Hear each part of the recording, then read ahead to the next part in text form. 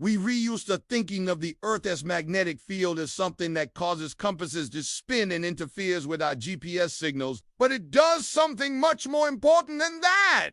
It shields us from deadly cosmic radiation. And while we can't see this radiation, we do have some clues as to what's out there. Since 1962, scientists have been launching these Explorer satellites into space to measure cosmic rays. And what they found is that the universe is filled with high-energy protons and nuclei, hurtling through space at nearly the speed of light. These particles come from a variety of sources, including the sun, but also other stars and galaxies, and even a huge black hole at the center of the Milky Way.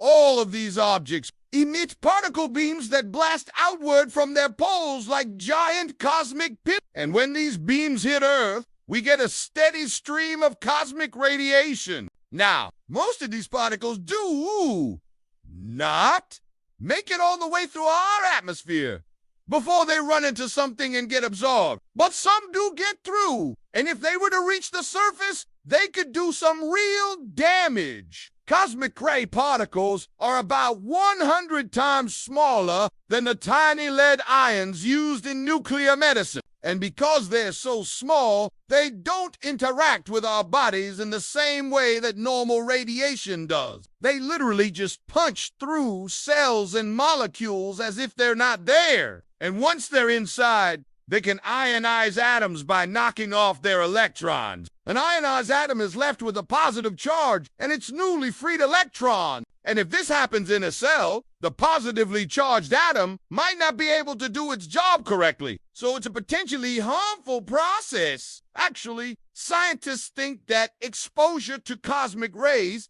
may have actually been one of the main reasons for the extinction of dinosaurs. And even today, cosmic radiation gives us a small dose of cancer every year. Fortunately, though, Earth's magnetic field protects us from most of this radiation. Here's how it works. When cosmic ray particles enter Earth's magnetic field, they get deflected away from the planet just like a charged particle in a magnet. The magnetic field lines actually form these little bubbles that the particles bounce around in. Now, some particles will bounce out of the bubble before they lose enough energy to cause damage, but others won't. And once they slow down, they can start interacting with molecules in the upper atmosphere. These interactions produce showers of muons and neutrinos, which are much less energetic than the original particles, but still dangerous. Some muons make it all the way to the ground.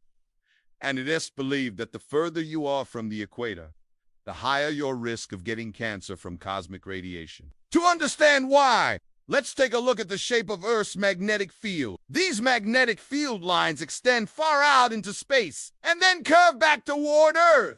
This creates a protective bubble called the magnetosphere, which is strongest at the poles and weakest around the equator. So people living near the equator get more cosmic radiation than people farther north or south. This effect is especially strong in the Atlantic Ocean, where the magnetic field lines converge, which is thought to be one reason why people who spend a lot of time in the ocean, like surfers, are more likely to get cancer. But as long as you stay out of the ocean, you'll probably be fine. That is unless you're a polar bear, because Earth's magnetic field is weakest at the poles. Polar bears get the highest doses of cosmic radiation of any land animal. Scientists estimate that this extra radiation gives them about 25 extra cases of cancer per 1,000 animals. And polar bears don't seem to have any genetic mutations that would help them resist this radiation. So they're basically the ultimate radiation mutant. Sorry, I just had to say that. Their only hope now is that they adapt quickly or move somewhere else. Maybe to the North Pole where the magnetic field is a bit stronger. It's not too late. They just need to get moving. As for us humans, it looks like we got pretty lucky when we evolved. We developed the ability to protect ourselves from the sun's radiation by building shelters and wearing sunscreen, which left us vulnerable to the radiation coming from outer space. But fortunately, Earth's magnetic field stepped in to save the day. If the magnetic field is ever weakened by climate change or an asteroid impact, we might be in trouble. So we should keep an eye on it. But in the meantime, Let's just all take a moment to appreciate our magnificent magnet. It's kind of like an invisible force field that lets us walk around outside without superpowers.